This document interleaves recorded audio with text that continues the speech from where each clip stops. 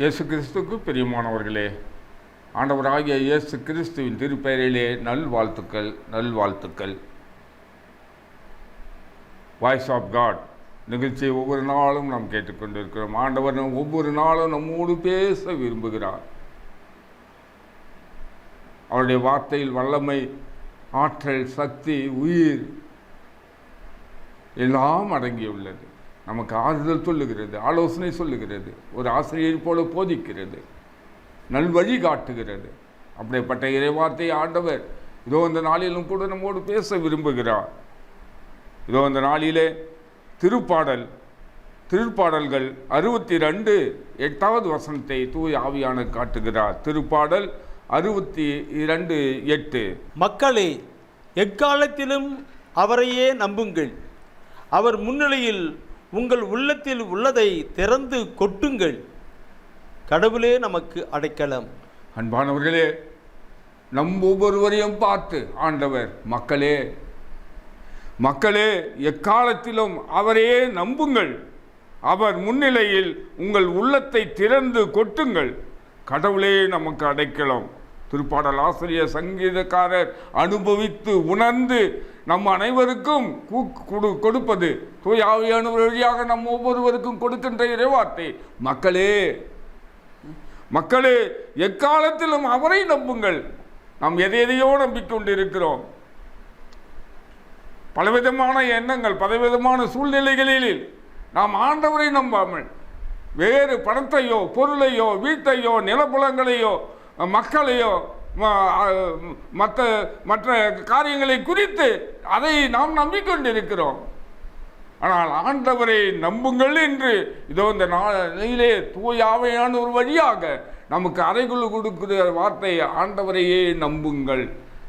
எக்காலத்திலும், எல்லாவற்றிலும், எல்லா செய்கைகளிலும், எல்லா வேலையிலும், நம்முடைய வாழ்க்கையிலே ஆண்டவரை நம்புங்கள், அவரையே நம்பியிருங்கள் என்று சொல்லி ஆண்டவர் இதோ இந்த நாளிலே நம்மோடு பேசுகிறார். அவர் முன்னிலையில் உங்கள் உள்ளத்தில் உள்ளதை திறந்து கொட்டுங்கள். நம் உள்ளத்தில் உள்ளதை திறந்து கொட்டுங்கள். நாம் கவலை, கண்ணீரோடு, எவ்வளவு பாரத்தோடு இருக்கிறோம். சில வேளைகளிலே சோர்ந்து போய் இருக்கிறோம். சில வேளைகளிலே சில பேர் தற்கொலைக்கு முயற்சி செய்து தற்கொலை கூட செய்து கொள்வது உண்டு. அன்பானவர்களே, உள்ளத்தில் உள்ளதை எங்கே கொட்டணும்? ஆண்டவரிடம் கொட்டுங்கள், ஆண்டவரிடம் கொடுக்கணும். ஜெபத்திலே நாம் ஜெபிக்கிற பொழுது ஆண்டவருடைய பாதத்திலே கண்ணீரோடு நம் உள்ளத்தில் இருக்கிறதெல்லாம் கொட்டுகிறோம். எல்லாத்தையும் சொல்லிடணும். கவலைப்படவே தேவையில்லை. ஒரு நண்பனை போல இருக்கிறவர், நண்பனிடம் பகிர்ந்து கொள்வது போல, ஒரு தாயிடம் நாம் சொல்வது போல, அம்மா என்று சொல்வது போல, ஒரு தந்தையிடம் நாம் எப்படி நாம் கேட்கிறோமோ, அதே போல நம் ஆண்டவராகிய கடவுளிடம், நம்மை படைத்த கடவுளிடம் நாம் நம் உள்ளத்தில் இருக்கிறதெல்லாம் கொட்டுகிற பொழுது ஆண்டவர் நமக்கு உற்ற துணையாய் இருக்கிறவராய், அவர்தான் நமக்கு அடைக்கலம் கொடுக்கிறவராய் இருக்கிறார். பணமோ, பொருளோ, சொத்தோ, சுகமோ எதுவுமே நமக்கு அடைக்கலம் கொடுப்பதில்லை. ஆண்டவராகிய கடவுள் ஒருவரே நமக்கு அடைக்கலமாய் இருக்கிறார்.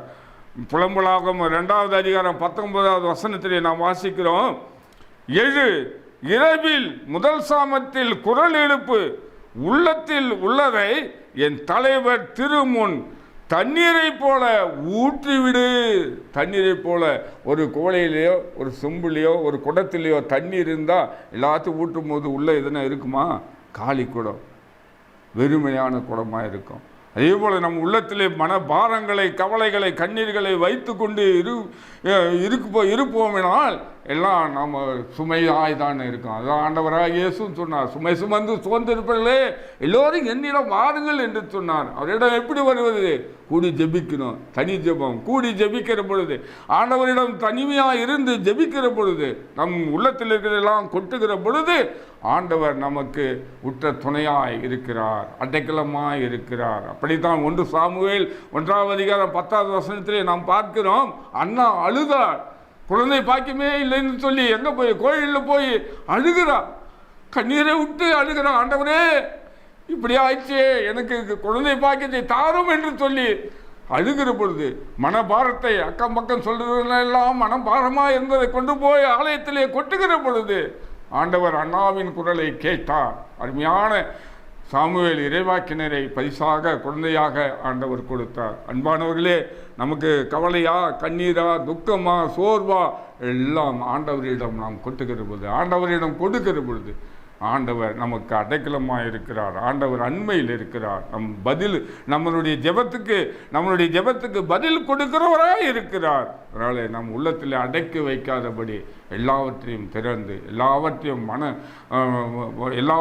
மனம் திறந்து ஆண்டவரிடம் கொடுப்போம், ஜெபிப்போம். அன்பான ஆண்டவரே, உம்மை நோக்கி ஜெபிக்கிறோம். ஆண்டவரே, எங்கள் உள்ளத்திலே எத்தனையோ கவலைகள், கண்ணீர்கள் இருக்கிற பொழுது ஆண்டவரே உம்மிடம் கேட்கிற பொழுது அனைத்தையும் ஆண்டவரே நீ கொடுத்து எங்களுக்கு ஆதரவு அளிப்பதற்காக உமக்கு நன்றி செலுத்துகிறோம். எங்கள் அருமையேசுவின் அற்புத பெயரிலே ஜெபிக்கிறோம் நல்ல தந்தையே. ஆமேன், ஆமேன், ஆமேன்.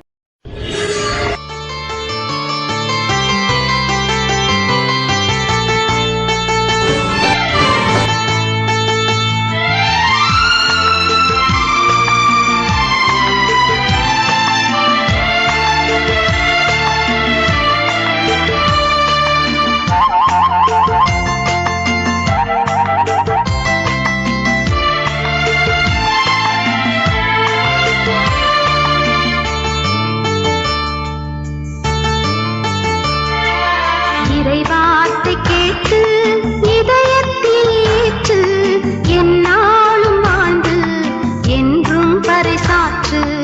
இறைவார்த்தை கேட்டு இதயத்தில் ஏற்று